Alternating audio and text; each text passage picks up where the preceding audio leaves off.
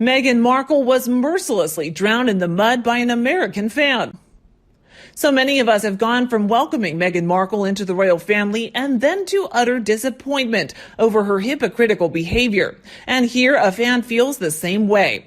Let's see what she has to say. I'm a dual citizen born and raised in Los Angeles, and I moved to London, the UK, over 22 years ago. So I feel as though I have a place to talk here. I initially sided with Meghan when she first arrived, and I really think she's gotten a little more attention than others who've joined the royal family, like Kate Middleton. And I think, why not? Because she's an American. But during my stay, I sometimes feel like because I'm treated less favorably than people born in the UK, not all, but enough to notice, and I feel uncomfortable about it, and not even welcome here. I thought to myself, this is someone special coming to the UK to marry a royal, someone who has it all, someone who's not just ordinary, and she gets the worst too, similar to what I've been through, including being held to higher standards than someone born in the UK. But then after they moved to Frogmore, after paying £2 million in taxpayers' money to renovate, with Meghan wanting to leave the UK as soon as all that money was spent, I was embarrassed. I mean, she represents California and states in general, and she barely stayed in the UK, didn't even give it a fair chance, and then claimed she wasn't thriving, and started taking Harry with her. First to Canada, then for whatever reason she decided she didn't like Canada, then moved back home to LA. Anyway, now, the woman seemed rather erratic and flighting to me. Shrink back. I think she has played her cards so far is extremely unwise, as well as sinister at the boundary. Not just because she didn't give the UK a fair chance, it took a long time to fully integrate, but because her actions were too hasty. And although I'm not a fan of royal graves, I still feel a little grieved that a Californian has shown a degree of bitterness towards them by bluntly rejecting them in such haste, no matter how dysfunctional they may be. The woman has given up her own family anyway, so is it any surprise that she would repeat the same behavior to the royal family? No, but the fact that she did is still shocking because they are the royal family. Did she even consider what exactly she would marry before she married Harry? Because it looks like she didn't really. This is not a Hollywood B-lister like her, it's a royal, the Queen's grandson. She then claimed she was the victim of ongoing bullying at the same time, and she wasn't afraid to strike back. And she referred to the royal family as the company, for which it was quite restrictive. Mocking, I mean. I can't remember any royal family member publicly referring to her as, say, that bloody death. And she does in an interview with Oprah, her friend, who wouldn't ask her anything, would call her own behavior questionable. And then when it does air, it will be seen by most of the world, and God knows what she will say to further offend this company or embarrass her husband and create even a wedge greater than between Harry and his brother and the other royals.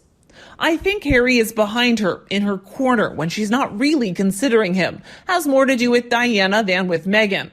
Poor Harry. I feel really sorry for him. Usually, a true victim of bullying will not seek to cause trouble. Usually, the victim of bullying avoids stirring the pot, so you would think she would keep a low profile. She has her ways. They moved to LA with the Queen's approval. What more could a woman want? I'll tell you what she wants. She feels scorned by the royal family, and so now, safely back home with the blind support of the Americans, she is taking revenge. Yes, she was chosen because she's a funny foreigner, without a doubt, and yes, the UK can be awful sometimes. I also believe that people like Kate Middleton probably treated her badly, or at least didn't try to make her feel welcome. I say this because, as I said, I've experienced that some people here are quite cold towards me, or disparaging me, purely because I'm an outsider, and that is true. It's disgusting, and most women have behaved this way to me. But Meghan is supposed to show the world that she's toughened up instead of starting up again in less than 2 years. In the end, I believe that if she stays in the UK, the press will come and she will get more respect and less bad things. But she didn't give it a chance. She just screwed off. Why? Because she never intended to stay here. That's why. I also find it annoying that she uses the word thriving to describe how she feels here, that she's not growing. The word is often associated with a baby, not a fully grown adult, and someone as privileged as she is. Even using the word to refer to her suffering here is emotional, offensive. The woman here has a much easier life than most people, so she has no right to claim that she is not prosperous. And by using that word, she gives an indication of what she really likes. Petulant, and someone who quickly throws her toys out of the stroller if things don't go her way. And to call your book In Search of Freedom, or whatever it's called, as if she were Nelson Bloody Mandela, sorry, but it's a huge worthwhile and also shows a false victim who's greatly exaggerating. The brutality of what she's been through is outrageous. Meghan wasn't jailed, she wasn't working, nor was she any kind of martyr other than in her own thoughts. Sure, she was of interest to the British press for a relatively short period of time. Spot the difference. Seeking freedom? Are you serious, Meghan? This is not about what's been said about you, but about using you and what's been said about you or about you as an excuse to leave the UK without looking bad. But a lot of people see right through you, Meghan, especially those in the UK.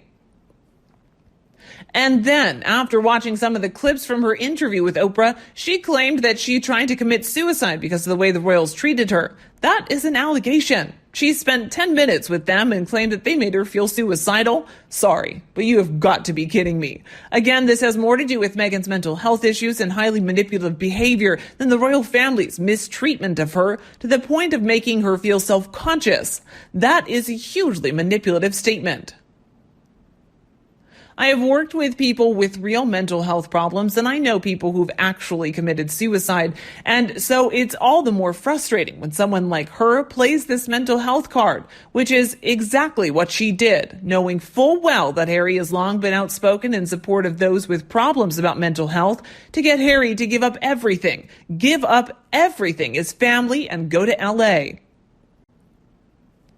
I don't believe for a minute that Meghan is ending her life, and it's extremely disturbing that she may have lied about feeling suicidal just to manipulate Harry's feelings and find his way. I think she actually was deeply moved when the press didn't love her, and some people thought she was terrible or unkind to her.